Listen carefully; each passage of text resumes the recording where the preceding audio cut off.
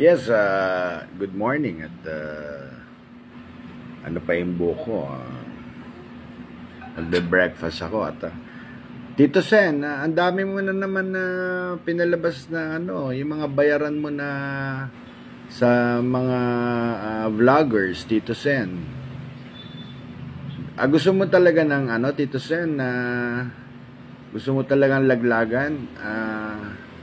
Gusto mo i-reveal ko na mula 2013 kung sino po yung kabit nyo, Tito Sen?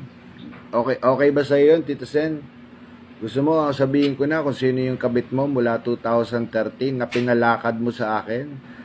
Sabihin mo lang, Tito Sen, at ano ko na, i-box reveal ko na. Sasabihin ko na sa taong bayan kung sino yung kabit mo mula 2013. Sige lang, banatan nyo lang ako at marami pa akong ilalabas.